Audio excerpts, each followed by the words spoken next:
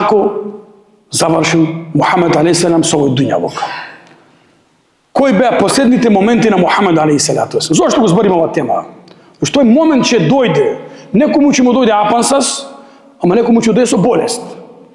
Оној кој ќе му дојде со болест, може би има шанса да рече туј без стигфар, да се покаја, да остане аманет. Зашто пегамбер алейхиссалам како рекол, на верникот не смее да поминат 3 дена да нема васије, да нема тестамент. Вели Абдулла ибн Омер, откако го слушнав тој хадис, немам заспиено навечер без да напишам тестамент. Кој има од нас тестамент? Ние викаме сите, сакаме дженнет. Добро, за да одиш во дженнет треба да умреш. Сакаме да умреме? Не сакаме. Значи ние сами себе се мамиме. Сакаме дженнет, ама не сакаме да умреме. Сакаме пари, ама не сакаме работа. Како има? Без работа има нешто? Сакаме... Пегамбер алейхиссалам како го напушта овој дуњавок? Ова е многу жална тема. Да се зборува за смрт на пегамбер алейхиссалам и како го напушти овој дуњавок. Пегамбер алейхиссалам беше болен и беше во соба на Аиша. Во соба на Аиша. Муслиманите клањаа сабах. Пегамбер нареди Абу Бекр да клања намаз. Да биде имам. И кога пегамбер ќе назначи некој, тој е, не сме друг да излезе. И улемата вели, кога имамот ќе рече овој ќе прави таа работа, готово, ама кој е тој? Тој е тој, готово. Пегамбер рече Абу Бекр да клања. И пегамбер излезе за сабав да види како клањаат муслимани. Кога го види Абу Бекр, сакаше да се повлече. Пегамбер му покажа со рака, остани. Види имам, ја позади ќе клањам. А ако пегамбер е најзаслужен, му даде знак, остани. Пегамбер исклана, влезе во соба. Кога влезе во соба, го фати температура. Кога го фати температура, пегамбер ислам имаше до него леген и ги ставаше раце во леген и го миеше лице, бидејќи имаше голема температура. Абдуллах ибн Масуд влезе кај него, му рече: ја Расулаллах, имаш голема горештина, грозница. Рече: имам како двајца. Како не еден човек, како двајца луѓе. Па значи ти имаш дубла награда. Да. Секој кој има во болест, голема болест, тешка болест, на смртна пострела, че има поголема награда ако прави сабур пред да испушти душа. Кој е последен сунет на пегамбер? Слушај, кој е последен сунет на пегамбер алейхиссалам? Пегамбер на смртна постела. Влегува Абдурахман ибн Абу Бекр. Абдурахман син Абу Бекр. Каде влегува во соба на Аиша, што му е Аиша? Аиша му е сестра. Абдурахман син Абу Бекр. Аиша, черка на Абу Бекр. Влегува Абдурахман во соба на пегамбер, кај што пегамбер лежи на смртна постела и во уста мисвак. Што е мисвак? Четки се за миење заби. И пегамбер со очи го гледа во мисвак. Аиша вели: Боже пегамбер, како да го сакаш мисвакот? Рече: да. И замислете, Аиша го зема тој мисвак, го чисти и му го дава на пегамбер пред смртна постела да умре со чиста уста. Миење на заби, што значи? Чисто. Суннет на пегамбер ислам.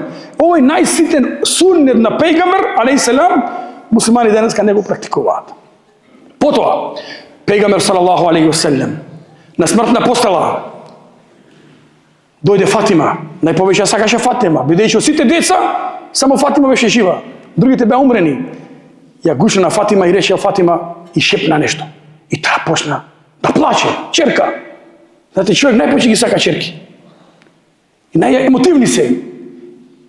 Потоа пегамбер пак ја доближи до него и шепна. И таа се насмевна. И тоа ќе го каже после смрт на пегамбер. Прво пегамбер и рече: о Фатима, ова е денеска последен мој ден. Таа рече: ва карба, о тешко мако моја. И пегамбер рече: фе иннел јом ла карба ала бике. Денеска е последна мака за твојот татко. Твојот татко денеска ќе се куртули. Што ќе се куртули? Ќе оди кај Аллах, ќе умре. О Фатима, денеска е последен мој ден. И таа почна плаче, черка. О Фатима, и ти многу брзо ќе ми се приклучиш на ахирет. И таа почна да се смеите. Што беше последно пегамбер алейхиссалам? Вика, пегамбер ги слушна муслимани во џамија како пуштат глас. Како е пегамбер? Како му е состојба? И рече: донесете кофа. Му фрлија врз негово тело 7 кофи вода. И со сила и со мака се качи на худба. Не беше џума, беше понеделник. И рече: о муслимани, инне мауидакум, мојата средба со вас не е на дуња. На дуња сме кратко, 20-34 години. Мојата средба со вас е на ахирет во џеннет, иншаллах. Индел хауд, кај мојот извор, чинете му селам на мојот уммет, кои ќе дојдат после вас. Сабетекумуллах. Аллах да ве спои, Аллах да ве засврсти, Аллах да ги сближи ваши срца, Аллах да ви се смилува. И пегамберот се симна. И дојде мелек на смрт. Му рече на Мухамед салем: да ти ја земам душа или не? Бидејќи само пегамбер имаше избор дали да живее или да умре. И пегамбер рече: бер рафикул а'ла. И запомти, кои биле последни зборови на пегамбер? Последни зборови на пегамбер алейхи селам пред да напушти дуња. Гледа што рекоме, некој умира, бизнис, кантарот, вагата. Како што живееш, така ќе умреш. Живееш со Аллах ќе умреш. Со Аллах на уста. Пегамбер алейхи селам на смртна постела. Доаѓа мелек, мели: Божи пегамбере, да ти ја земам душа или сакаш да живееш? Бел рафикил а'ла. Сакам да се приклучам во највисокото друштво. Кое е највисоко друштво? Ма небијин, во друштво на пегамбери. Во сиддикин, во друштво на искрените. Во шехада, во друштво на шехидите. Во салихин, во друштво на добрите луѓе. Во улаика, во хасуна улаика рафика, тоа е најдобро друштво. Значи што? Земи ми ја душа да се приклучам во најдоброто друштво, во друштво со шехидите, со добрите луѓе, со верниците.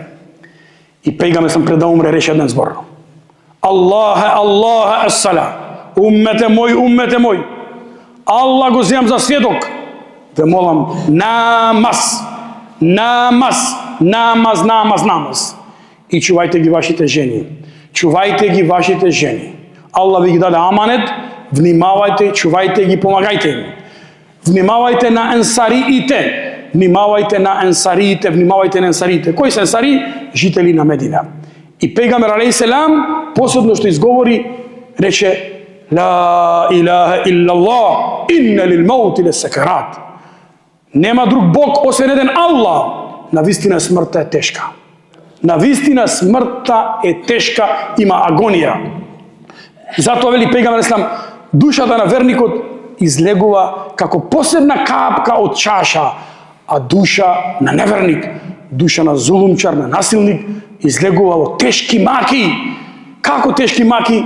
Како една волна да земе, или овчечка волна кожа и да фрлиме на некој трн, и потоа сакаме да ја повлечеме. Тоа е многу тешко и многу мачно, додека душа на верник излегува како последна капка од чаша, или како влакно кога е во мет и само полека го извекуваш. Затоа смртта ќе дојде, мораме да мислиме за тој час, бидејќи оној кој се сеќава на смрт побрзо ќе направи тујбе, оној кој се сеќава на смрт нема да се кара, секој има свој избор, секој има свое граѓанско право, секој ќе се одговара пред Аллах. И затоа секој нека се прави на свој начин, нека никој не му импонира, нека никој не му соли памет, нека никој не му се заканува никому, секој нека се прави својата работа како што доликува на верник, на муслиман и на честен човек.